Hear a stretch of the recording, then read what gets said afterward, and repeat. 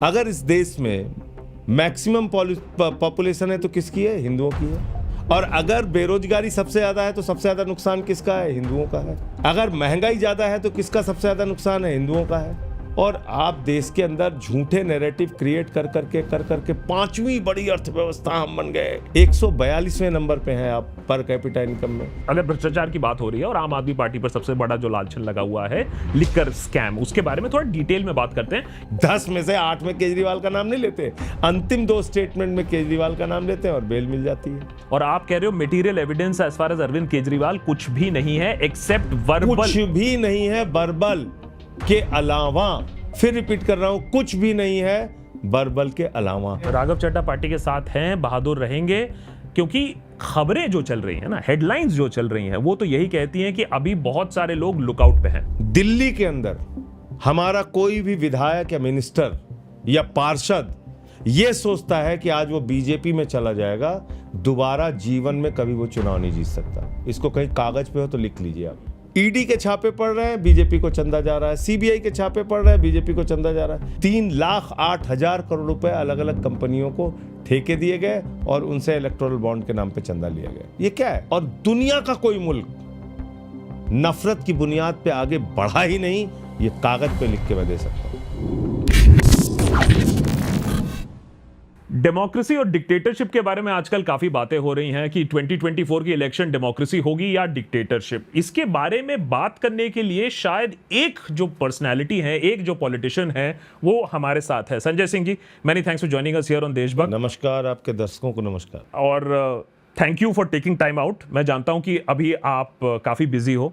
आम आदमी पार्टी की जो सिचुएशन है, जो सरकार की जो सिचुएशन है और जो कार्रवाई है, सब कुछ चल रहा है। लेकिन मैंने कहा कि आपसे थोड़ा सा टाइम लेकर थोड़ा सा डिटेल में मैं डिस्कस करना चाहूँगा।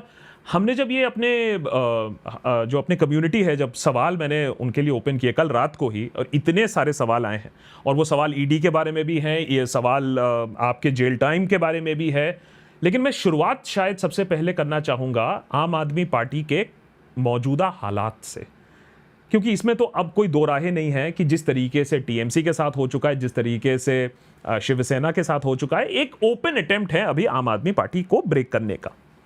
संजय सिंह जी, मैं आपसे जानना चाहूंगा कि वो जो अटेम्प्ट है वो अभी कितना सक्सेसफुल हो रहा है आम आदमी पार्टी को तोड़ने का, मोरल डाउन करने का। देखिए, पहले दिन से हम लोग ये बात कह रहे हैं कि दरअसल इनका मकसद किसी घोटाले पे कार्रवाई करना नहीं है। ये शराब घोटाला, जो तथाकथित शराब घोटाला है, अब तो इसका सच सामने आ गया कि शराब घोटाला तो बीजेपी ने किया है। जो शराब घोटाले का किंगपिन था शरद रेड्डी, उससे तो 55 करोड़ रुपए की रिश्वत बीजेपी ने ली है। ये तो इलेक्टोरल बॉन्ड के खुलने से पता चल गया। तो ये पूरा केस क्यों बनाया गया? पार्टी के लोगों को तोड़ने के लिए, पार्टी को खत्म करने के लिए, और उनका जो अंतिम उद्देश्य था कि केजरीवाल को गिरफ्तार करके जेल में डालो, वो काम उन्होंने कर लिया। और उसके ठीक बाद वही पैटर्न जो इन्होंने महाराष्ट्र में अपनाया, सबकी फाइलें तैयार कर ली और पार्टी तोड़ दी शिवसेना को। इसी तरीके से इन्होंने दिल्ली में कोशिश की, बहुत सारे विधायकों पे अलग अलग टाइम पे मुकदमे किए, उसमें सफल नहीं हो पाए, कोर्ट से वो सारे लोग बरी हुए। अब इन्होंने एक शराब घोटाला करके पहले एजुकेशन मिनिस्टर को, फिर एक और मामला करके हेल्थ मिनिस्टर को, फिर एक उसी में एक मामला बना के हमारे खिलाफ हमको अरेस्ट किया, फिर अरविंद केजरीवाल को अरेस्ट कर लिया। और देखिए, अरेस्ट करने के तुरंत बाद क्या किया इन्होंने? इनकम टैक्स का छापा 24 घंटे तक गुलाब सिंह यादव के घर पड़ा, कैलाश गहलोत को बुला लिया, आतिशी और सौरभ भारद्वाज के खिलाफ खबरें चलाना शुरू कर दिया कि इनसे पूछताछ हो सकती है, इनको नोटिस मिल सकती है। राजकुमार आनंद, जिसके घर पे 23 घंटे ईडी का छापा पड़ा था, जिससे कह रहे थे हवाला कारोबार किया है और चाइना के साथ इसकी कोई डील है और पता नहीं क्या क्या उस समय कहानियां बता रहे थे, ईडी वाले भी और बीजेपी वाले भी, उसको अपनी पार्टी में मिला लिया। तो एक संकट का दौर है, मुश्किल दौर है, ये बात बिल्कुल ठीक है। लेकिन मैं बार बार इस बात को कहता हूं कि बहादुर की पहचान संकट में ही होती है, वरना तो सारे लोग भाषण वीर बनते हैं, बड़ी बड़ी बातें करते हैं। ये जो दौर है, इसमें कौन पार्टी के साथ खड़ा रहेगा वो महत्वपूर्ण है। और इतिहास आपको 2 रूप में याद करता है। या तो बहादुर के रूप में या कायर के रूप में, और दोनों चीज आपके हाथ में होती हैं। आप क्या चाहते हो कि आपको कैसे याद किया जाए? राघव इस चड्ढा सिचुएशन में राघव चड्ढा पार्टी के साथ हैं, बहादुर रहेंगे, क्योंकि खबरें जो चल रही हैं ना, हेडलाइंस जो चल रही हैं, वो तो यही कहती हैं कि अभी बहुत सारे लोग लुकआउट पे हैं। हरभजन सिंह की अगर आप बात कर लीजिए, एमपी हैं, चुने गए हैं, पार्टी ने कोई ना कोई दायित्व दिया होगा, लेकिन वो बात नहीं करते। मैं किसी का पर्टिकुलर नाम नहीं लूंगा। मैं एक बात कहता हूं कि सबके अपने हाथ में है ये बात, कि वो ऐसे मुश्किल के दौर में जब हमारे पार्टी का मुखिया, पार्टी का सबसे बड़ा नेता, दिल्ली के 3 बार के निर्वाचित मुख्यमंत्री को जेल में डाल दिया गया है, हमारी क्या भूमिका है ये समय तय करेगा। और इसलिए सबको ज़रूरत है एक साथ मिल के रहने की। मैं किसी पे पर्टिकुलर बात नहीं करूं। कुछ महीने पहले भक्त बनर्जी आपसे मिलने आया था, तब भी भक्त बनर्जी ने आपसे कहा था आप आ जाओ इस साइड पे। इस बार जब आप जेल से छूटे तो सबसे पहले कमेंट हमारे सोशल मीडिया पर भी हमें दिखा, जेल से छूटे हैं, क्यों छूटे हैं? क्योंकि भाजपा जा रहे हैं। हाँ ठीक है, ये बात मेरे ख्याल से आपने भी सुनी होगी। ठीक है। तो इस पर आपको क्या लगता है कि तो रात में 11 बजे के बाद क्या बोला भक्त बनर्जी को? जब आपका स्पीच हुआ, जो भक्तों ने आपसे ये बात कही, उन भक्तों ने भक्त बनर्जी को 10-11 बजे रात के बाद क्या बोला ये तो बताइए। या 8 बजे मैं जब जेल के बाहर आ गया उस समय क्या बोला? तो देखिए, बीजेपी और आरएसएस जो इनकी मूल संस्था है, इनका काम क्या होता है? भ्रम फैलाओ, कंफ्यूजन क्रिएट करो, पार्टियां तोड़ो। तो वो सारी चीज़ों पे मैंने 3 घंटे के अंदर विराम लगा दिया, और तब से लगातार जो इनकी सच्चाई है वो लोगों के सामने बोल रहा हूँ। कोशिश तो हुई होगी आप पर भी। हमारे ऊपर ज़्यादा कोशिश करते नहीं ये लोग, क्योंकि जानते हैं कि उसी भाषा में इनको जवाब मिल जाएगा। तो इसलिए वो निरर्थक प्रयास जिसको कहते हैं वो क्यों करेंगे। तो इससे आगे की मैं बाकी चीजों पर पढ़ूं, मुझे तो सस्पेंड करके रखा हुआ है। मणिपुर का इशू उठाया था मैंने पिछली बार जब पार्लियामेंट चल रही थी, पिछले सेशन में, और जब मैं उस समय 2018 से 24 तक का एमपी था उस टाइम में, और वो सस्पेंशन अभी कंटिन्यू है, नेक्स्ट टर्म आ गया। इससे पहले कि मैं दूसरी चीजों पर जाऊं, तो आपका अभी का क्या मानना है? ये सबसे कठिन परीक्षा है आम आदमी पार्टी के लिए टिल डेट। बिल्कुल। और दूसरी बात कि अब इसके बाद भी क्या और लोग जाएंगे, या आप अब कॉन्फिडेंट हो कि जो अब हैं वो हैं? देखिए, 2 चीज मैं बहुत क्लियर करना चाहूंगा। दिल्ली के अंदर हमारा कोई भी विधायक या मिनिस्टर या पार्षद ये सोचता है कि आज वो बीजेपी में चला जाएगा, दोबारा जीवन में कभी वो चुनाव नहीं जीत सकता। इसको कहीं कागज पे हो तो लिख लीजिए आप। मैं ये पूरे कॉन्फिडेंस के साथ कह रहा हूं, ये दिल्ली की जनता के ऊपर भरोसे के साथ मैं ये बात बोल रहा हूं। इसको कहीं कागज पे लिख लीजिए। अगर कोई भी पार्टी को इस वक्त में छोड़ के बीजेपी में जाएगा, वो कभी पार्षद नहीं बन सकता। विधायक सांसद तो बहुत दूर की बात है, नहीं बन सकता। क्योंकि लोग अरविंद केजरीवाल के लिए, अरविंद केजरीवाल के मॉडल के लिए, आम आदमी पार्टी के कामों के लिए वोट देते हैं। और अगर आप उनके साथ सोचते हैं कि हम धोखा करेंगे और फिर उसके बाद हम बीजेपी में जाके वहां चुनाव जीत जाएंगे, ऐसा होने वाला नहीं है। विधानसभा चुनाव होगा, आप देखिएगा क्या हालत होगी। लोकसभा का चुनाव ये अरेस्ट इन्होंने की है, इसका परिणाम आप देखिएगा क्या होगा। लोगों में सहानुभूति है अरविंद केजरीवाल के लिए। आपने गलत किया, एक आदमी की उसका क्या गुनाह है? एक बेस्ट एजुकेशन मॉडल देना, हेल्थ मॉडल देना, फ्री बस की यात्रा करना, बुजुर्गों की तीर्थ यात्रा कराना, फ्री बिजली, फ्री पानी देना, ये उसका गुनाह है। आप सबको चुन चुन के अंदर डाल रहे हैं जेल में, और इससे सोचते हैं कि आपकी पार्टी का ग्राफ बढ़ जाएगा। कतई नहीं होने वाला। और आप देखिएगा कि इस बार लोकसभा के अंदर भी कांग्रेस और आम आदमी पार्टी जो मिलकर चुनाव लड़ रही है, और जो इन्होंने अरेस्ट की है, इसका नुकसान उठाना पड़ेगा बीजेपी को। तो एक तरफ ये बात है जो आम आदमी पार्टी कह रही है कि अरेस्ट किया है, नेगेटिव इम्पैक्ट पड़ेगा। दूसरी तरफ आपने ही आज ही प्रेस कॉन्फ्रेंस करके ये बात भी बताई कि किस तरीके से उनका मनोबल तोड़ने की कोशिश की जा रही है जेल में, उनकी पत्नी को उनसे मिलने नहीं दिया जा रहा है। तो इसके पीछे गेम प्लान क्या है कि वो वहां से जेल से अपना कारोबार, अपना पूरा बिजनेस ना चलाएं, इंस्ट्रक्शंस ना पास ऑन करे, इसीलिए एक विंडो के थ्रू देखने को मिल रहा है। What is the game? आप ये सोचिए ना आकाश जी, इसी जेल के अंदर तो सुब्रत राय सहारा थे ना। हजारों करोड़ का आरोप उनके ऊपर लगा था कि उन्होंने इन्वेस्टर्स के पैसे नहीं दिए, यही तो आरोप था उनके ऊपर। उनको मीटिंग्स की इजाज़त थी, फ़ोन था उनके पास, इंटरनेट था उनके पास, गाड़ियां जाती थी अंदर, उनसे उनके लिए स्पेशल ऑफिस बनाया गया था। चंद्रा ब्रदर्स का नाम आपने सुना होगा, उनको मीटिंग्स की इजाज़त थी, वहाँ पे उनको ऑफिस का पूरा सेटअप मिला हुआ था। और अरविंद केजरीवाल जो 3 बार के चुने हुए मुख्यमंत्री हैं, उनकी आप मीटिंग एक अमानवीय तरीके से करा रहे हैं। Z+ सिक्योरिटी कवर जिसको आदमी को है, पंजाब के मुख्यमंत्री हैं, उनको आप कह रहे हैं कि जाके जंगले में मुलाकात करो। क्यों भाई? आपने किस एक चीफ मिनिस्टर का नाम बताइए जिसने तिहाड़ जेल में मुलाकात की और वो उसी सिस्टम से मिला है जैसे भगवंत मान को मिलाया जा रहा है? आप बताइए ना। इस जेल के अंदर बहुत सारे खूंखार अपराधी हैं जिनकी मुलाकात बैरक में होती है, पता कर लीजिएगा। मैं तो रहा हूं जेल में, मैं बता सकता हूं आपको। तो ये मनोबल तोड़ने की कोशिश नहीं है तो और क्या है? आप ह्यूमिलिएट कर रहे हैं जानबूझ के। तो प्रधानमंत्री जी या अमित शाह जी को ये बताना चाहिए कि भाई कोई सिर पैर नहीं है जिस मुकदमे का, सिर्फ चुनाव से दूर रखने के लिए आपने अरविंद केजरीवाल को अरेस्ट करके डाल दिया। सिर्फ चुनाव से दूर रखने के लिए हेमंत सोरेन को दूर कर दिया, आपने जेल में डाल दिया। अब मंडे सिसोदिया जेल में, सत्येंद्र जैन जेल में, मैं जेल में था। मंडे को सुप्रीम कोर्ट फिर से सुनवाई करने वाली है। ठीक है, एक बार आशा की किरण फिर से जगी। ठीक है। लेकिन अगर फिर से बेल ना मिले तो फिर आम आदमी पार्टी आगे कैसे कार्यक्रम चलाएगा? देखो आप अगर गेम भी है, मान लिया, हाँ ठीक है, ठीक है। कैसे होगा? आप PMLA की जटिलताओं को तो जानते होंगे। कितना मुश्किल कानून बनाया, ट्विंस कंडीशन इसमें रख दी, इसमें 2018 में ऐसा बदलाव कर दिया कि इसमें बेल पाना ही मुश्किल हो जाता है। बेल नहीं मिली इसका मतलब कि वो आरोपी सिद्ध हो गए, ये नहीं है। आरोपी सिद्ध नहीं हुए, उनके दोस्त सिद्ध नहीं हुए, बेल नहीं मिल रही।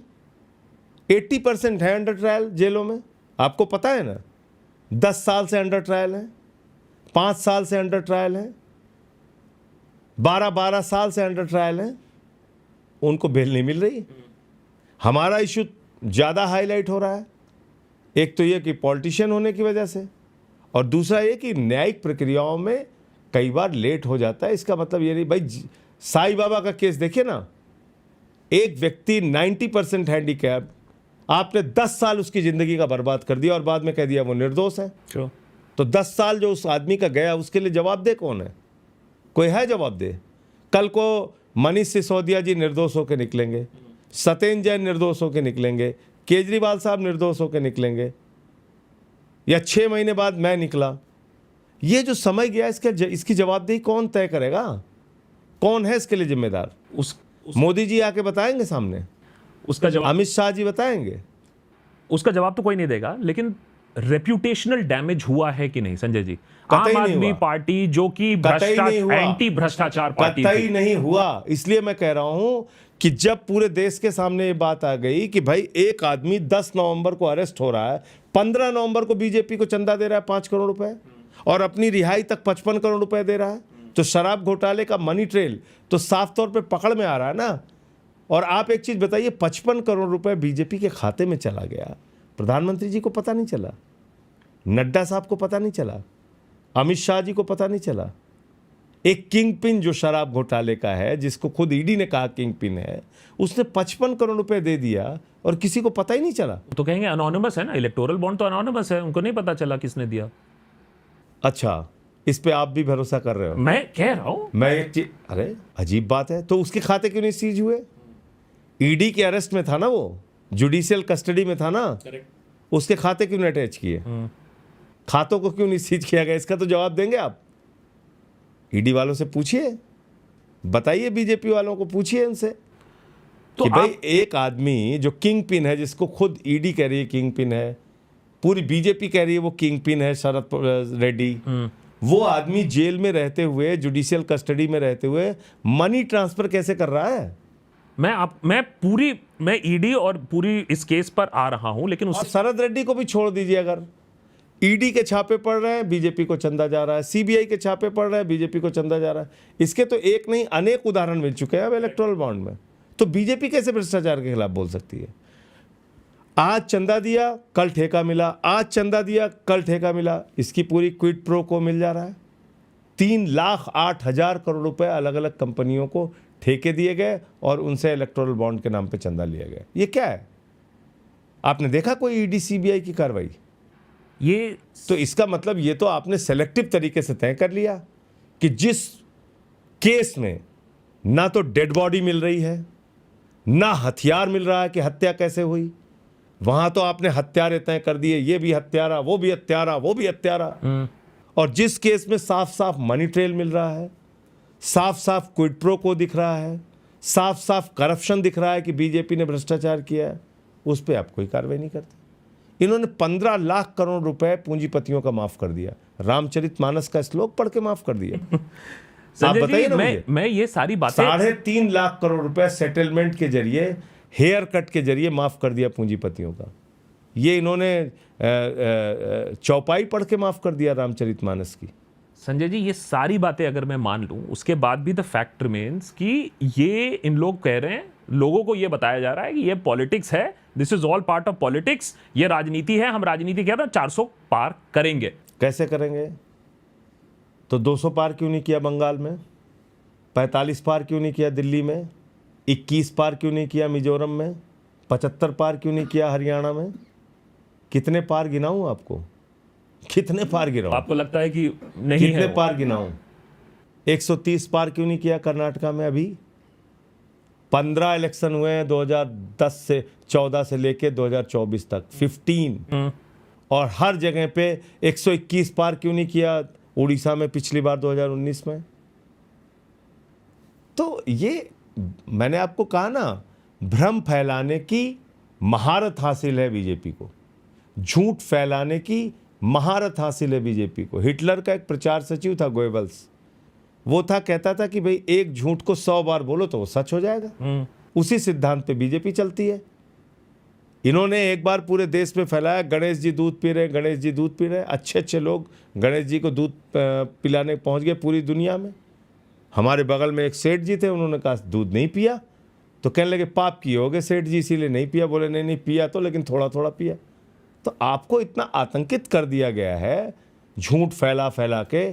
400 पार कहां से आ रहे? जिसका 400 पार आ रहा होता है आकाश, वो ऐसे काम करता है क्या? किसी राजनेता को आज तक आपने हिस्ट्री में सुना है जो कॉन्फिडेंट हो अपनी जीत के प्रति, और वो ऐसे चीफ मिनिस्टर्स को, एक ट्राइबल लीडर को गिरफ्तार किया झारखंड में, और एक दिल्ली के मुख्यमंत्री को, लोकप्रिय मुख्यमंत्री को गिरफ्तार करके जेल में डाल दिया, अब देश की सबसे बड़ी अपोजिशन पार्टी का खाता सीज कर दिया? देखा है कभी आपने? आपको क्या लगता है कि क्या हुआ अभी छत्तीसगढ़ के केस में? उड़ा दिया सुप्रीम कोर्ट ने। नहीं, बात कोर्ट बाद में क्या कहेगी वो तो भीमा कोरेगांव में भी हमें बहुत कुछ दिख रहा है। बात यह है कि आप इसको लड़ोगे कैसे, जब एक तरफ जुडिशरी पर जिस तरीके का प्रेशर दिख रहा है कि केस की सुनवाई नहीं हो रही है, बेल नहीं मिल रहा है, दूसरी तरफ मीडिया, गौरबेल की बात आपने कही बिल्कुल सही बात है, लेकिन मीडिया तो उसी तरीके से काम कर रही है ना आज, और लोग को भ्रमित करना वो तो कर ही रही है। तो उसको काउंटर कैसे करोगे आप? देखिए, आप सक्सेसफुल हो उसको काउंटर? देखिए नहीं, उनके पास तंत्र ज्यादा है, मैं मानता हूं। तथाकथित गोदी मीडिया भी उसका अपना इस्तेमाल करते हैं ये लोग। लेकिन कई बार क्या होता है कि लोग ऊबते हैं कई चीज से, और मुझे लगता है कि बीजेपी और प्रधानमंत्री नरेंद्र मोदी जी की झूठ की जो पराकाष्ठा थी, जो मैक्सिमम लिमिट थी, उसको भी वो क्रॉस कर चुके हैं। तो अब लोगों को थोड़ा रियलाइज हो रहा है, समझ में आ रहा है कि यार हम तो महंगाई के दलदल में फंसे हुए हैं, हम तो भ्रष्टाचार के दलदल में फंसे हुए हैं, हम तो बेरोजगारी के दलदल में फंसे हुए हैं। 2024 में हमें तो डंडे पड़ रहे हैं, समझ में आ रहा है। हमें तो 750 किसानों की शहादत हो जा रही है, तो बड़ी मुश्किल से काला कानून वापस होता है, एमएसपी आज तक नहीं मिलता।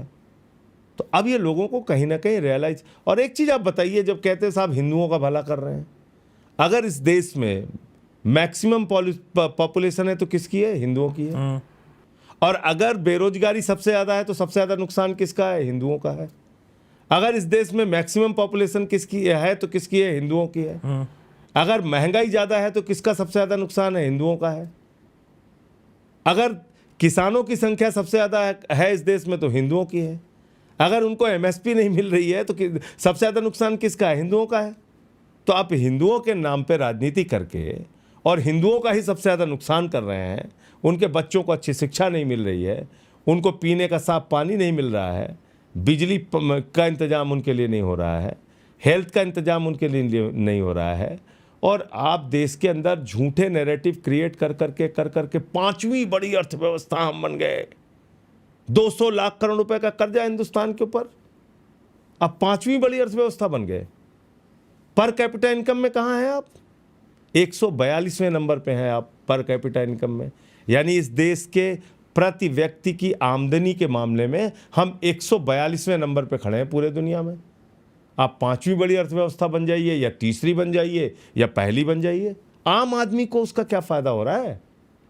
82 करोड़ लोगों को तो आप 5 किलो राशन पे कह रहे हैं जिंदा रहो भाई, खुश रहो, नारे लगाते रहो। तो ये सबसे बड़ा सवाल है। नौजवान को कहते हो अग्निवीर लेके 4 साल जाओ, -40 डिग्री टेम्परेचर में देश की सेवा करो, और आपका बेटा वो जो है बीसीसीआई का चेयरमैन बन के घूमेगा।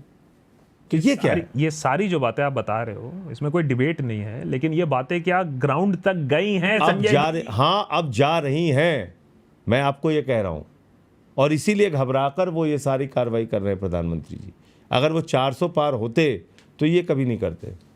चलिए, आप नहीं जा रहे हो बीजेपी, आप कह रहे हो दिल्ली में भी कोई जाएगा तो वो भी हारेगा। काडर की क्या सिचुएशन है? काडर मजबूती से खड़ा हुआ है, काडर के बारे में कोई डाउट मत कीजिए, और नेताओं पे भी जो प्रेशर है उसको वो बर्दाश्त कर रहे हैं, उसका वो सामना कर रहे हैं।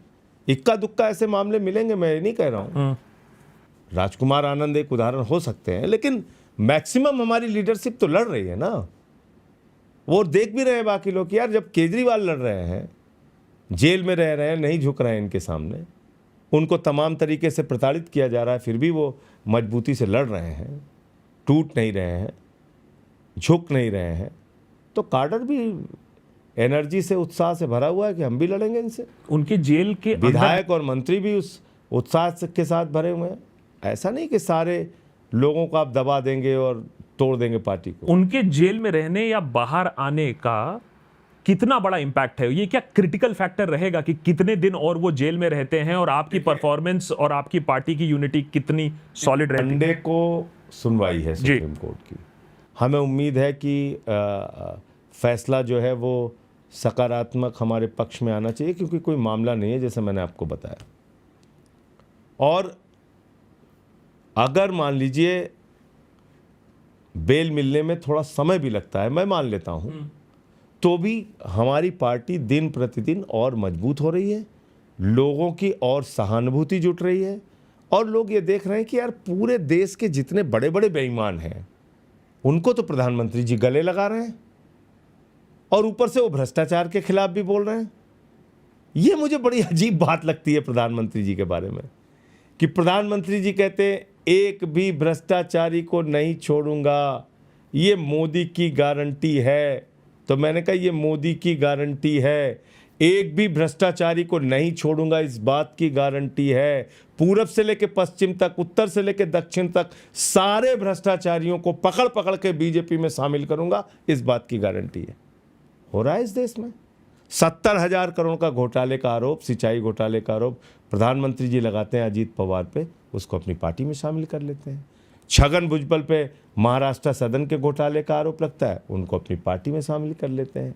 हसन मुशर्रफ पे चीनी मिल के घोटाले का आरोप लगता है, उनको अपनी पार्टी में शामिल कर लेते हैं। नारायण राणे पे जमीन घोटाले का मामला लगता है, अशोक चौहान पे आदर्श सोसाइटी का मामला होता है, प्रफुल्ल पटेल पे मामले होते हैं, सब बीजेपी में चले आते हैं। जनार्दन रेड्डी, हेमंत विश्व शर्मा, मुकुल राय, शुभेंदु अधिकारी, येदियुरप्पा, कितने नाम आपको गिनाऊं? ठीक है। भ्रष्टाचारियों को तो गले लगा रहे हैं मोदी जी। और आपने देखा होगा 25 बड़े ऐसे भ्रष्टाचारी जिनको बीजेपी ने अपने साथ मिलाया, और उसके बाद उनके केसेस या तो क्लोज कर दिए गए और या वो शिथिल कर दिए गए। यानी कई बार छगन भुजबल का इशू तो सामने ही है, कह दिया साहब फाइल ही नहीं मिल रही है। अब वो वॉशिंग मशीन कितना लोगों को दिखता है और सफेदी कितनी दिखती है वो तो 4 जून को मालूम चल जाएगा। लेकिन अब अगर भ्रष्टाचार की बात हो रही है और आम आदमी पार्टी पर सबसे बड़ा जो लालछन लगा हुआ है लिकर स्कैम, उसके बारे में थोड़ा डिटेल में बात करते हैं, क्योंकि मेरे ख्याल से बहुत सारे लोगों को समझ में भी नहीं आता है, तो उसको ब्रेक डाउन करने की थोड़ी कोशिश करते हैं। हमने भी लिकर पॉलिसी पर एपिसोड बनाया था, और मेरा जो मानना था उस एपिसोड में भी जो हमने बताया था कि हाँ, जहां तक लिकर पॉलिसी और उसको इंप्लीमेंटेशन की बात है, उसमें कुछ खामियां जरूर थी और इसीलिए आपने उसको वापस भी लिया। तो पहले तो शुरुआत करते हैं कि वो लिकर पॉलिसी था क्या, वो कंट्रोवर्शियल क्यों था, जिससे ये स्रोत पैदा होता है। पहले तो उसके बारे में थोड़ा बात देखिए, पहली चीज तो ये कि वही लिकर पॉलिसी पंजाब में लागू है, वहां पे रेवेन्यू हमारा बढ़ा है। आप पता कर लीजिए ना, दिल्ली में वो पॉलिसी फेल क्यों हुई। दिल्ली के अंदर पहली बात तो ये जो फैलाते हैं भाजपा वाले, गली गली में ठेके खुल गए, गली गली में ठेके खुल गए।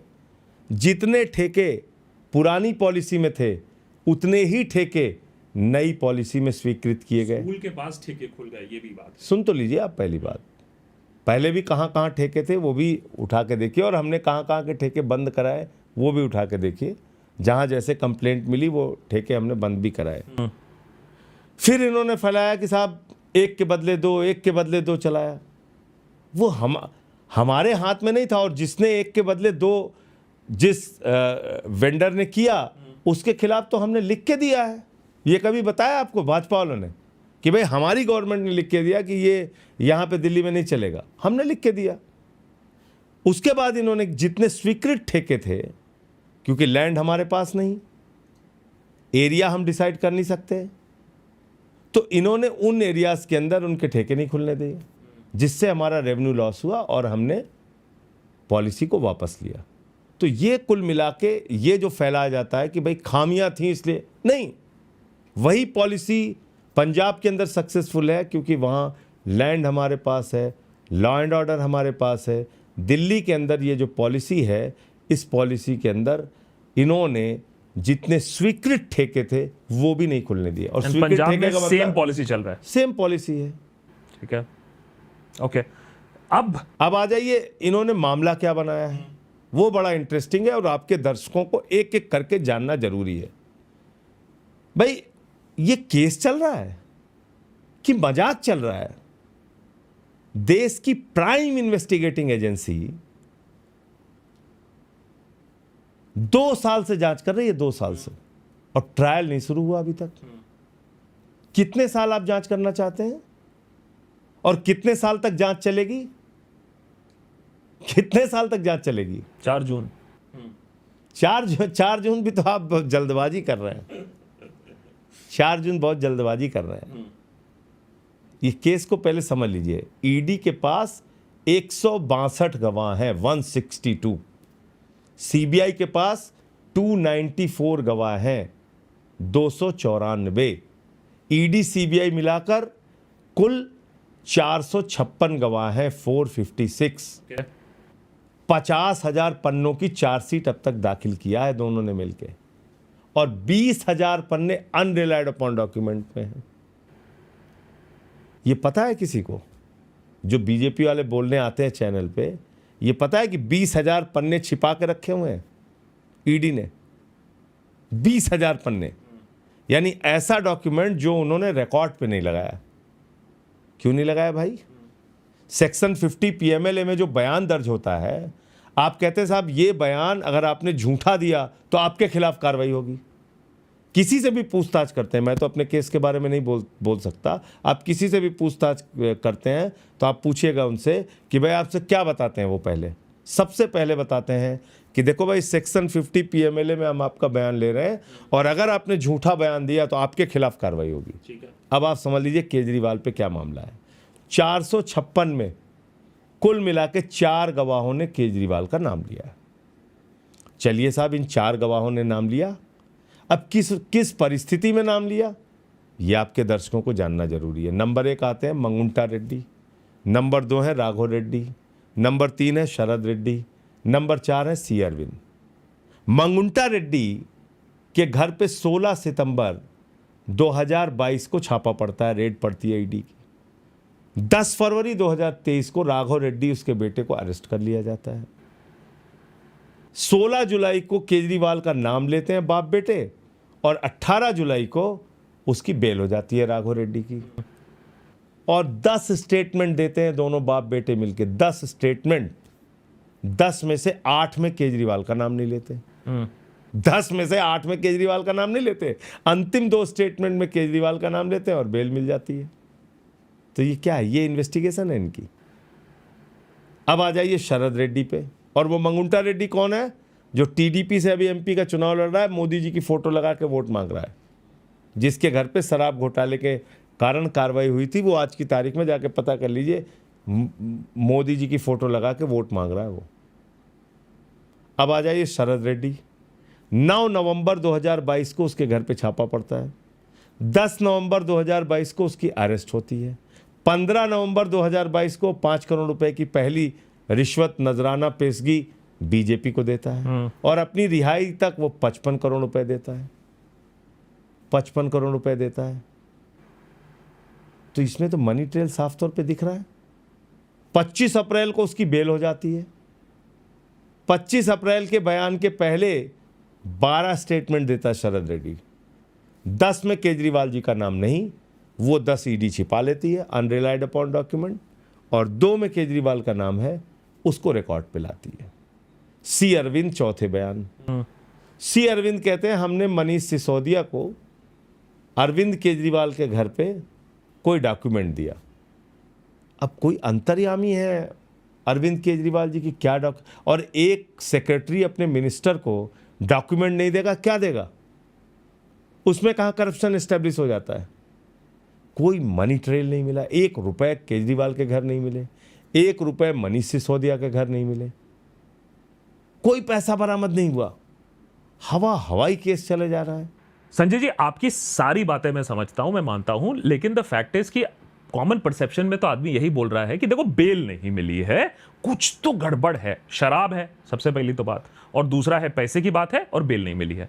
ठीक बात है। अब मैं आपसे ये पूछना चाहता हूं कि भाई दुनिया में कहां ये लिखा हुआ है कि बेल नहीं मिली इसकी वजह से दोष सिद्ध हो गया?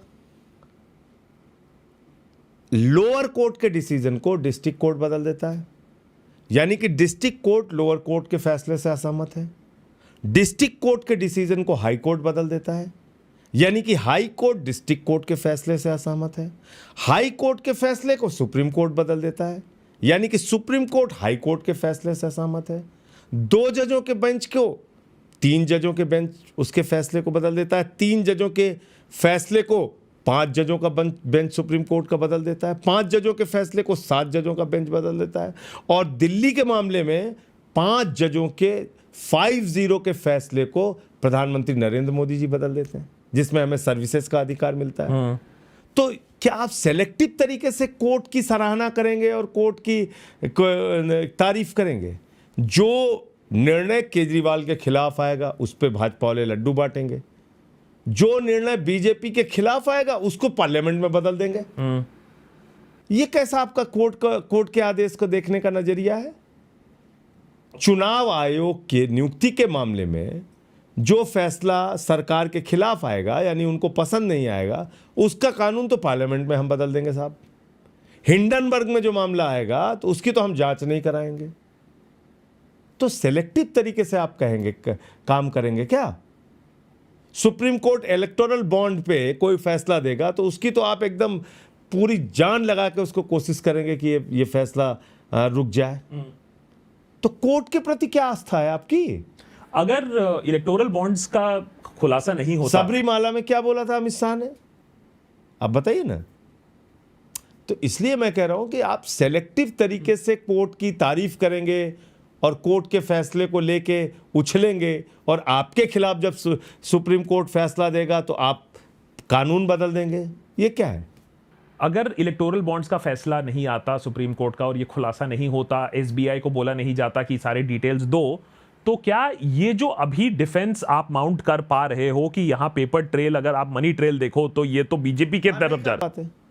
नहीं कर पाते। लेकिन अगर हो भी गया तो कार्रवाई क्या हो रही है बताइए ना। मतलब आम आदमी पार्टी के मामले में तो दारा सिंह पहलवान हो जाती है ईडी और सीबीआई, और बीजेपी के मामले में गजनी मोड में चली जाती है। ये क्या है? ये कौन सा तरीका है? तो इसलिए बेल ना, अब मैंने आपको बताया तो 80% अंडर ट्रायल है, 80% अंडर ट्रायल है देश की जेलों में। तो आप कह रहे हो, और मेरी बात भी आप छोड़ दीजिए, भारत के मुख्य न्यायाधीश श्री चंद्रचूड़ जी ने कक्ष के सम्मेलन में जहां पे डिस्ट्रिक्ट कोर्ट्स के जजेस थे, वहां साफ तौर पे कहा bail as a rule, jail as an exception. ये जो बात है इसको ट्रायल कोर्ट्स फॉलो नहीं कर रही, जिसकी वजह से हाई कोर्ट और सुप्रीम कोर्ट के ऊपर केसेस का बर्डन बढ़ रहा है। बोला ना, बोला। तो इसको लेटर एंड स्पिरिट में लागू करना चाहिए। ये तो सुप्रीम कोर्ट के चीफ जस्टिस बोल रहे हैं। और आप कह रहे हो material evidence as far as Arvind Kejriwal कुछ भी नहीं है एक्सेप्ट वर्बल। कुछ भी नहीं है वर्बल के अलावा, कुछ भी नहीं है वर्बल के अलावा। फिर रिपीट कर रहा हूं, कुछ भी नहीं है वर्बल के अलावा। जुबानी बयान के अलावा कुछ भी नहीं है। और वो भी जुबानी बयान किन परिस्थितियों में लिए मैंने खोल के आपके सामने रख दिया। और ये भी पता नहीं चलता आकाश जी, जैसे आपने कहा ना कि अगर इलेक्टोरल बॉन्ड नहीं आता तो हमें मनी ट्रेल का पता नहीं चलता कि शराब घोटाला बीजेपी ने किया है। इसी तरीके से अगर इंस्पेक्शन का ऑर्डर कोर्ट ने नहीं दिया होता हमारे वकीलों को, यानी कि केजरीवाल जी के वकीलों को, तो ये पता ही नहीं चलता। वो तो कोर्ट ने ऑर्डर किया, जाओ भाई इंस्पेक्शन करो, देखो तुम्हारे खिलाफ क्या एविडेंस है। मुझे मालूम है कि आप अपने केस के बारे में बात नहीं कर सकते हो, वो आपकी एक बेल कंडीशन है, लेकिन आप ये तो बताइए कि 6 महीने जेल में, और बाकी मनीष जी की तो बात अगर करें तो उससे भी बहुत ज़्यादा टाइम निकल चुका है जेल में, तो कितना मनोबल टूटा होगा आपका, सत्येंद्र जैन का, मनीष सिसोदिया जी का। काफ़ी टाइम हो गया है। अगर आप वैसे मैं भी कहता हूं अपने चैनल पर, अगर 2 साल की बात करें तो एक यार्डस्टिक है कि आज के डेट का सबसे घिनौना अपराध जो हुआ है इस देश में, कसब, जिसका ट्रायल 2 साल में टॉप टू बॉटम खत्म कर दिया गया था। तो मैं कह रहा हूं कि अगर कोई गिल्टी है तो पनिश करो ना भाई। बिल्कुल, मैं भी ये बात मानता हूं। आप ट्रायल क्यों नहीं खत्म करते? ट्रायल आप शुरू क्यों नहीं करते? खत्म तो छोड़ दीजिए। आप मुझे ऐसे बताइए ना, 456 विटनेसेस के ट्रायल में, उनके गवाही लेने में, उनसे क्रॉस एग्जामिनेशन करने में कितना समय लग जाएगा भाई? 20 साल। आप केस बना रहे हैं, रद्दी का टोकरी इकट्ठा कर रहे हैं। अब कर क्या रहे हैं भाई? चार्जशीट पे चार्जशीट, सप्लीमेंट्री चार्जशीट, फिर चार्जशीट, फिर सप्लीमेंट्री चार्जशीट। ये क्या है? जस्टिस संजीव खन्ना जी ने झारखंड के एक मामले में कहा कि मनीष सिसोदिया के मामले में मैं बोल चुका हूं, अगर ट्रायल में डिले होता है तो सेक्शन 45 का रिगर काम नहीं करेगा। बोला ना, ऑब्जर्वेशन दिया उन्होंने अपना। तो 6 महीने, अगर उसके बावजूद आप बेल नहीं दे रहे हैं तो इसमें हमारा क्या दोष है, आप बताइए। तो मनीष जी तो 2 साल रह चुके हैं, तो आपको जब 2 साल रह चुके, जो उनका जो बेल ऑर्डर उनका रिजेक्ट भी हुआ, उसमें भी ये लिखा था कि भाई 3 महीने तक अगर ट्रायल नहीं शुरू होता है और 6 महीने के अंदर केस ख़त्म नहीं होता है तो आप फिर से बेल में जा सकते हैं। झारखंड के एक मामले में मनीष सिसोदिया जी का जिक्र करते हुए उसी कोर्ट ने कहा कि साहब अगर आपने ट्रायल डिले किया तो फिर 45 का रिगर काम नहीं करेगा। आपको जब बेल मिला, बेल नहीं मिल रही है तो इसमें हमारा क्या दोष है, आप बताइए। आपको जब बेल मिला तो आपको थोड़ा सरप्राइज लगा, या आप आशा कर रहे थे कि नहीं आपको बेल मिल जाएगा, या आपको भी लग रहा था कि और भी लंबा चलेगा? अब मैं फिर वही बात आ जाएगी, मैं कुछ भी नहीं बोलूंगा अपने बारे में। मैं सिर्फ धन्यवाद दूंगा माननीय सर्वोच्च न्यायालय का कि उनके 3 जजों ने मुझे बेल का ऑर्डर किया मेरे पक्ष में। बस इतना ही कर सकता हूँ, इसके अलावा कुछ नहीं कहूँगा मैं। हम ये देखते हैं कि जहां तक सारे ऑपोजिशन लीडर्स की बात हो, कहीं ना कहीं कोई ना कोई, किसी कहीं करप्शन चल रहा है, कहीं वायलेंस चल रहा है, कोई किसी स्कैम में फंसा हुआ है। तो हेमंत सोरेन का अगर एग्जांपल लें कि अरविंद केजरीवाल और हेमंत सोरेन दोनों चीफ मिनिस्टर्स, एक रिजाइन करके जेल जाते हैं, एक बिना रिजाइन करके जेल जाते हैं। ठीक है, तो इस बात को लेकर काफी अभी प्रेशर बनाया जा रहा है, खासकर कि बीजेपी के। हर दूसरे दिन हम देखते हैं एक स्टेटमेंट कि नहीं, अरविंद केजरीवाल को रिजाइन कर देना चाहिए ऑन मॉरल। 2-3 बड़े अच्छे शब्द हैं भाजपाइयों के पास, मॉरल ग्राउंड, करप्शन चार्जेस। जब इस पे भाजपाई बोलते हैं तो मुझे लगता है भ्रष्टाचार के खिलाफ बोलने वाला भाजपाई वैसे ही है जैसे उसामा बिन लादेन अहिंसा पे उपदेश दे रहा है, जैसे डाकू गब्बर सिंह अहिंसा पे उपदेश दे, ऐसे ही भाजपाई मुझे लगते हैं जब वो भ्रष्टाचार के खिलाफ बोलते हैं।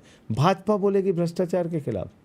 जिस पार्टी का राष्ट्रीय अध्यक्ष रक्षा सौदे में रिश्वत लेते हुए कैमरे पे पकड़ा गया, उसको सजा हुई। लालू का जिक्र बार बार करते हैं बीजेपी वाले, बंगारू लक्ष्मण का जिक्र नहीं करते। इसलिए तो मैंने इनकी पार्टी का नाम ही रख दिया बंगारू जनता पार्टी। आप मुझे बताइए 15 लाख करोड़ रुपए इन्होंने पूंजीपतियों का माफ किया। नोटबंदी का घोटाला इनके समय में हुआ।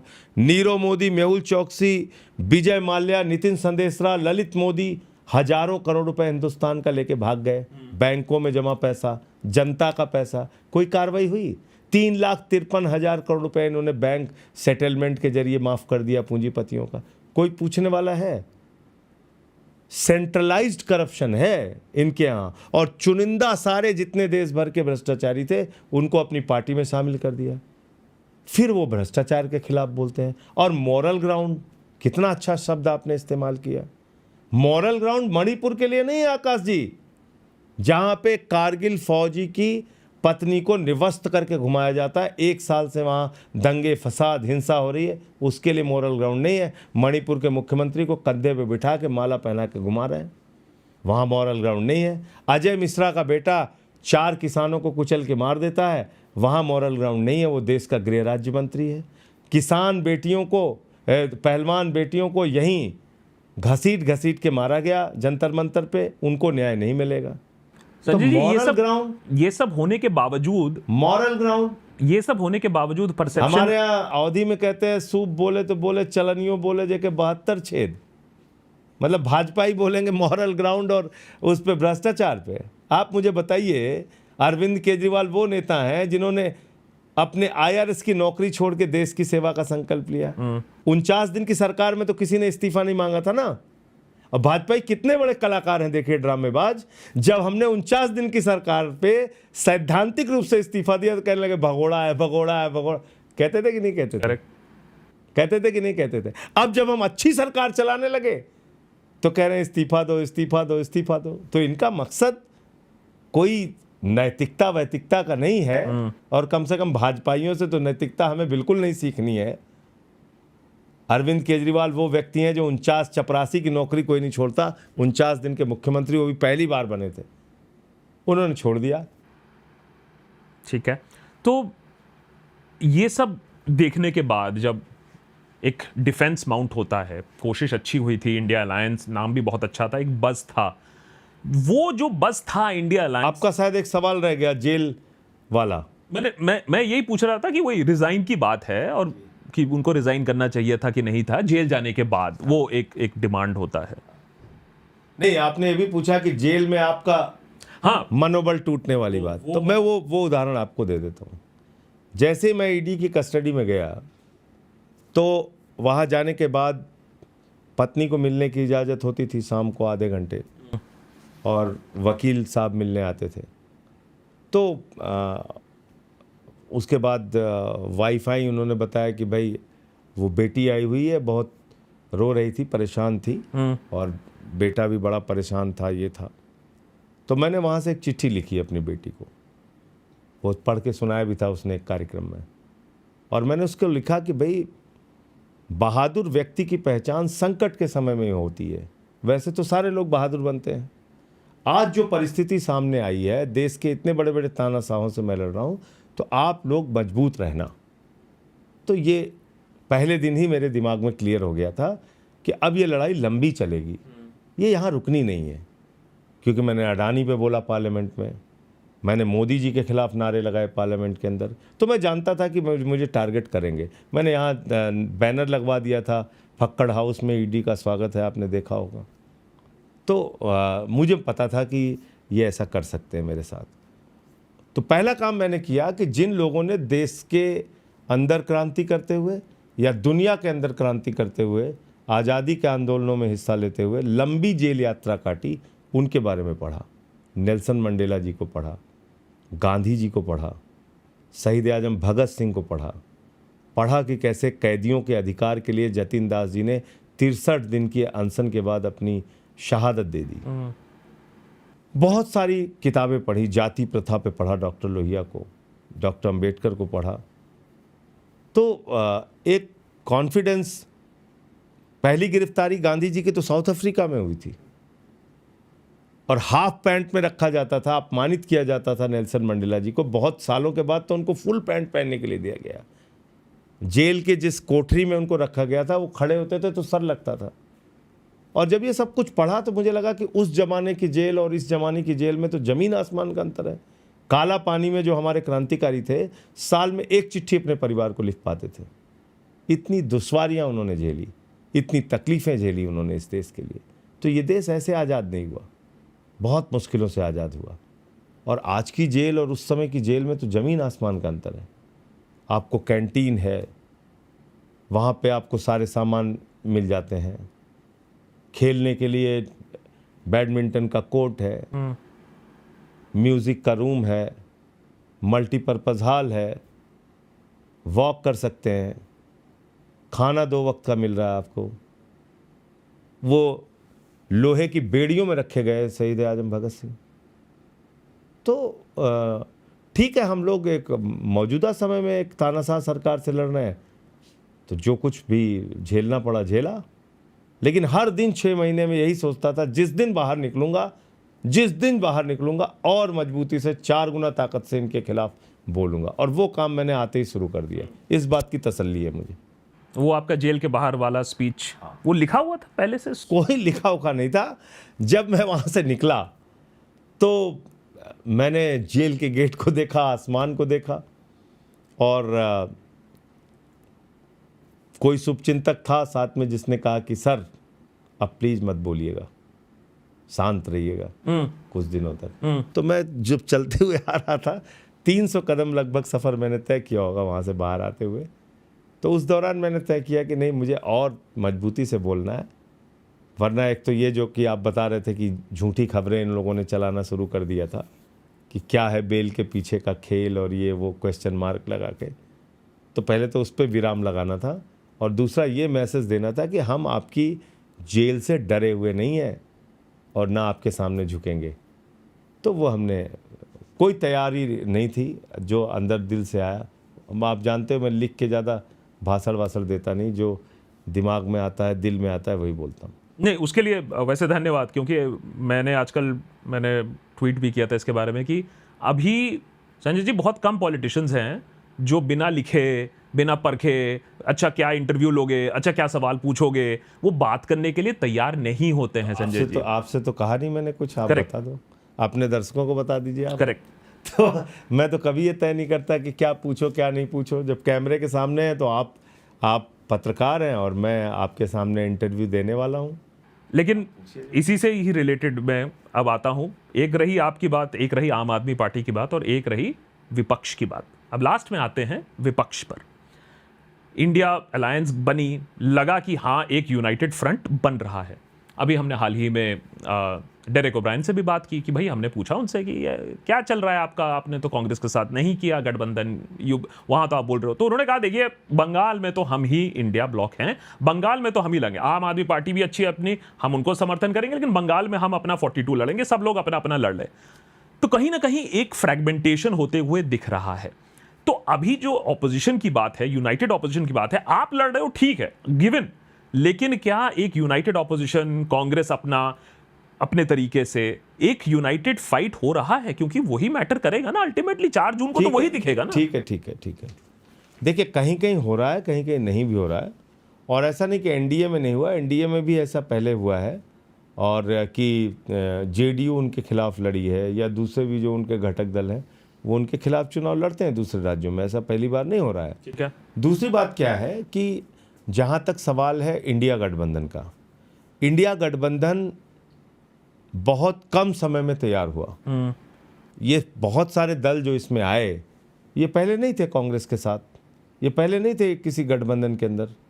आज सारे लोग मौके की जो परिस्थितियां हैं, जिस तरह से डेमोक्रेसी को कुचला जा रहा है, जिस तरह से कॉन्स्टिट्यूशन को तार तार किया जा रहा है, जिस तरह से चुनी हुई सरकारें, कर्नाटक हो, मध्य प्रदेश हो, उत्तराखंड हो, उत्तरांचल हो, जिस तरह से सरकारों को गिराया जा रहा है, मध्य प्रदेश हो, तो ये समय की मांग है कि आपको पहले तो अपनी डेमोक्रेसी को तो बचाओ। अगर गठबंधन पहले बन जाता, विपक्षी खत्म हो जाएगा। अगर गठबंधन 6 महीने पहले बन जाता तो इंपैक्ट अलग पड़ता। मुझे लगता है कि और मजबूत इंपैक्ट पड़ता और ज़्यादा।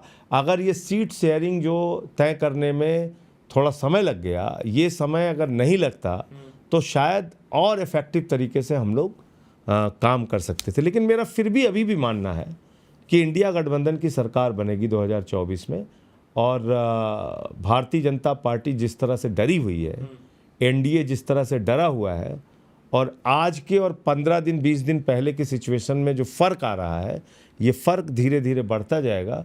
अभी लड़ाई इतनी आसान नहीं है संजय जी, ये तो किसी ने भी बीजेपी के लिए, इतनी लड़ाई आसान नहीं है।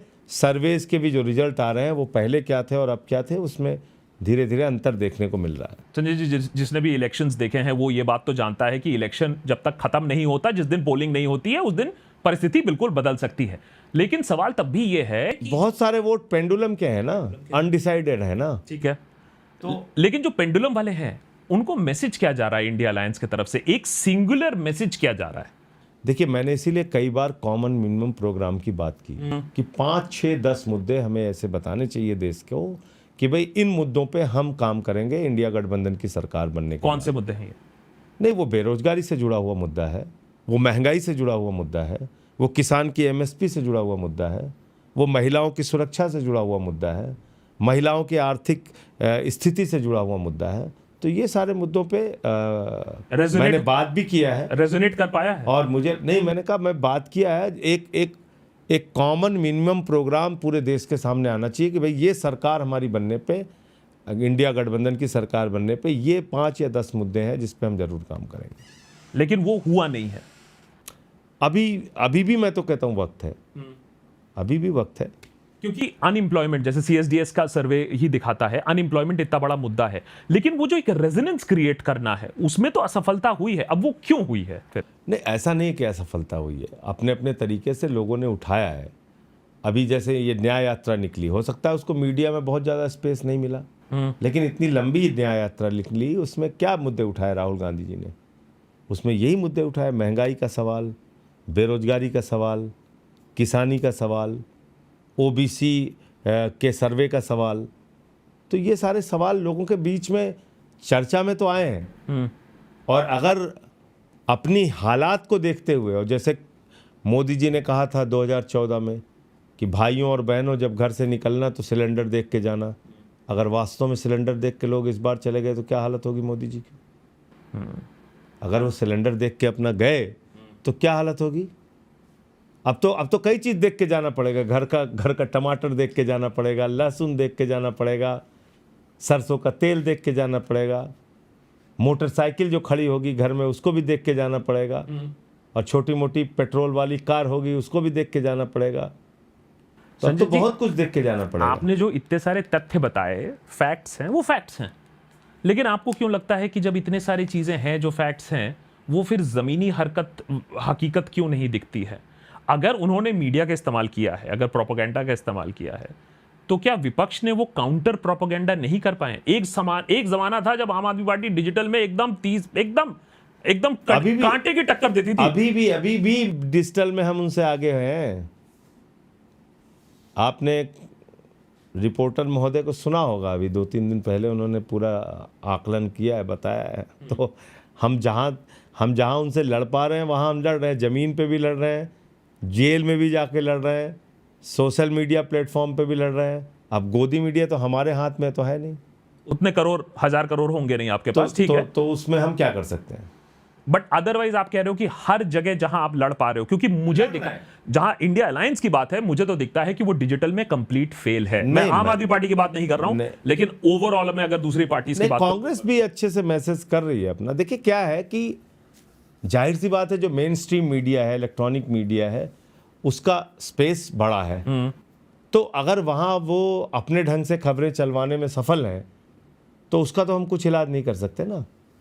डिजिटल का स्पेस भी कोई कम नहीं है। वहाँ जो प्रवक्ता जाते हैं उनको जरूर समय मिलना चाहिए, विपक्ष के जो लोग जाते हैं, और मतलब कोई विचारक बैठ के बन जाता है, कोई बीजेपी का प्रवक्ता है, कुछ एंकर सपोर्ट करते हैं, कोई एक आध और पत्रकार बैठ, ये जो 3-4 मिल के घेरते हैं, इसका एक बैलेंस हो और अपनी बात कहने का जो इंडिया अलायंस के लोग हैं उनको मौका मिले तो शायद बहुत सारी चीज़ें आएंगी चर्चा में। संजय जी, वो जो एक दिल्ली मॉडल की पहले बात होती थी, एजुकेशन, हेल्थ केयर, मोहल्ला क्लिनिक्स, उसको एक तरीके से चिप ऑफ करने की कोशिश तो हुई है। अब चाहे वो लिकर स्कैम हो, एयर पोल्यूशन का भी एक है, तो वो जो दिल्ली मॉडल, आप क्या अभी लोगों के पास दिल्ली मॉडल बोल के जाओगे क्या? वो जाहिर है, क्यों नहीं जाएंगे? दिल्ली मॉडल में क्या दाग लगाया? फ्री बिजली किस देश की सरकार ने पहले शुरू किया? केजरीवाल ने। फ्री पानी देश की किस सरकार ने शुरू किया? केजरीवाल ने। किसने शुरू किया बताइए ना।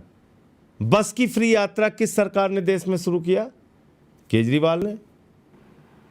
फरिश्ते स्कीम 50 लाख भी आपके इलाज में लग जाए एक्सीडेंटल केस में, दिल्ली की सरकार देती है। तो इतने बुजुर्गों को तीर्थ यात्रा कराने का फैसला किसने किया? ये सारे काम। और उसके बाद मुनाफे का बजट, उसके बाद पर कैपिटा इनकम में हम सबसे आगे। तो कैसे हुआ ये? तो इसलिए मैं ये कह रहा हूं कि ऐसा नहीं है कि हमने कोई अपना वो मॉडल छोड़ दिया और दूसरे चीज पे हम चर्चा में चले गए। नहीं, हम तो उस पर ही वोट मांगेंगे। केजरीवाल की गिरफ्तारी उसमें एक प्लस पॉइंट इन्होंने कर दिया। अगर आप हमारी दृष्टि से देखिए तो उसमें लोगों की सहानुभूति है कि भाई एक आदमी जो दिन रात इनके लिए काम कर रहा है, जनता के लिए काम कर रहा है, उसको उठा के आपने जेल में डाल दिया। संजय जी, फाइनली एक सवाल पूछना चाहूँगा आपसे, क्योंकि मैं आम आदमी पार्टी को काफ़ी सालों से देखता आया हूँ, कवर करता आया हूँ।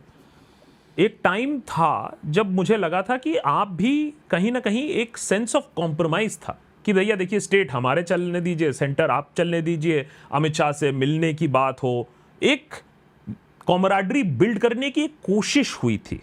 क्या हुई थी? क्या थॉट प्रोसेस था कि अच्छा देखिए आप लड़िए, हम अपना। जी, पहले दिन से हमारे पीछे पड़े हुए हैं भाई। 2015 में सीबीआई का छापा पड़ा था केजरीवाल जी के दफ्तर में, तब भी ऐसे भाजपा वाले चिल्ला चिल्ला के कह रहे थे इस्तीफा दो इस्तीफा। क्या हुआ? आज तो 9 साल हो गया। 15 से 24 9 साल हो गया ना। कोई पूछने वाला है कि जो केजरीवाल के दफ्तर पे 15 में सीबीआई का छापा तुमने मारा था, उसका क्या निकला? कुछ निकला? तो इसलिए ये जो बदनाम करना और भागना वाली जो कार्रवाई है, इसका हम डटकर मुकाबला कर रहे हैं।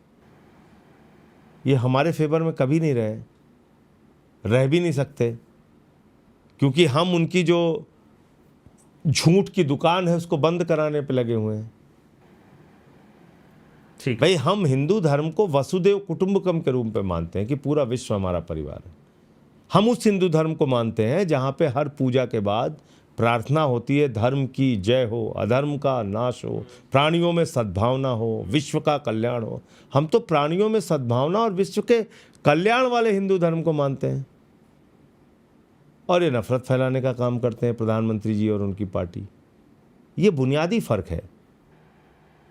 संजय जी, फाइनली जो लोग वोट करने जाएंगे, एक सेंस ऑफ डिफीट हमें दिखता है। बहुत सारे कमेंट्स आते हैं, बात पहले गाली बकते थे, बोलते थे तुम लोग झूठ फैला रहे हो, अब बोलते हैं हाँ तुम ठीक बोल रहे हो।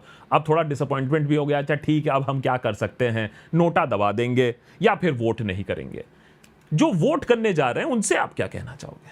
देखिए, ऐसा है कि एक घर को जब आप खाली छोड़ देते हैं तो उसमें पहले जुआ खेलने वाले बैठते हैं, फिर इलाके के छोटे मोटे गुंडे बैठते हैं, फिर उस पर माफियाओं का कब्जा हो जाता है। जिम्मेदारी उन लोगों की ज़्यादा बड़ी है जो घर को छोड़ते हैं।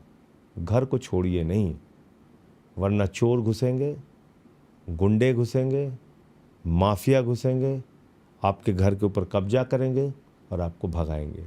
इसलिए अगर वास्तव में आपको लगता है, देखिए हम कुछ नहीं कर सकते उसमें, अगर वास्तव में लगता है कि देश में बेरोजगारी बढ़ी है तो इनके खिलाफ वोट दीजिए, प्रचार कीजिए। अगर लगता है कि नहीं सब कुछ अच्छा है तो हमारे पास तो उसका कोई इलाज नहीं है। अगर वाकई लगता है कि भाई हमको एमएसपी नहीं मिली, हमारी खेती बर्बाद हो रही है, हमारे संसाधन खत्म हो रहे हैं, हमारा जीवन यापन कैसे होगा, तो बीजेपी के खिलाफ वोट दीजिए। अगर वास्तव में लगता है कि महिलाओं की सुरक्षा खतरे में पड़ी है तो जागिए, इनके खिलाफ वोट दीजिए, बोलिए। अगर महंगाई वास्तव में आपको दिल से लगता है कि बढ़ी हुई है तो वोट दीजिए इनके खिलाफ। तो महंगाई है, बेरोजगारी है, किसानों का मुद्दा है, और दुनिया का कोई मुल्क नफरत की बुनियाद पे आगे बढ़ा ही नहीं, ये कागज पे लिख के मैं दे सकता हूं। एक उदाहरण बताइए, पाकिस्तान में तो मुसलमान ही हैं, फिर की मस्जिद में बम फूट रहा है भाई। फिर क्यों वहाँ झगड़े हो रहे हैं? फिर क्यों वहाँ आतंकवाद फैला हुआ है? फिर क्यों वहाँ नेताओं को पकड़ पकड़ के जेल में डाला जा रहा है? एक दूसरे का कत्लेआम करने पे लगे हैं। बताइए ना, इराक में तो मुसलमान ही थे, अफगानिस्तान में मुसलमान ही तो हैं। हिटलर की जर्मनी को याद कर लीजिए ना, कैसे बर्बाद किया हिटलर ने जर्मनी को। तो देखिए क्या है, ये जो सांप्रदायिकता की या कट्टरपंथ की जो विचारधारा होती है, इसमें मज़ा तो बहुत आता है, ये मैं कह सकता हूँ। जिस हिंदू का खून न खौला खून नहीं वो पानी है, लड़ जा बेटा चढ़ जा बेटा, इसमें मज़ा बहुत आएगा, लेकिन इससे आपकी आने वाली पीढ़ी को कुछ भी हासिल होने वाला नहीं है, कुछ भी हासिल होने वाला नहीं है। ना एजुकेशन मिलेगी, ना रोजगार मिलेगा, ना हेल्थ मिलेगी, ना आपकी ज़िंदगी में कोई सुधार होगा, ना भारत की तरक्की होगी। नफ़रत फैलाने वाले दुनिया में कई उदाहरण हैं इस बात के कि उन्होंने कभी मुल्क की तरक्की नहीं की। तो ये आप लोग सोचिए और उसके आधार पर जाकर वोट दीजिए। अगर इस देश को वाकई आपको लगता है कि आपको झूठे नारों में फंसा के ठगा जा रहा है, तो अपने अपने घरों से निकलिए और बदलाव कीजिए, इस सरकार को हटाइए, मुद्दों पे वोट कीजिए। Sanjay ji, many thanks for joining us here on Deshbhakt. आशा करते हैं यही कि लोग वोट करें, सेंसिबली वोट करें, डेमोक्रेसी के लिए वोट करें और देखें अपनी आंखें खोलकर क्या हो रहा है। Thank you so much.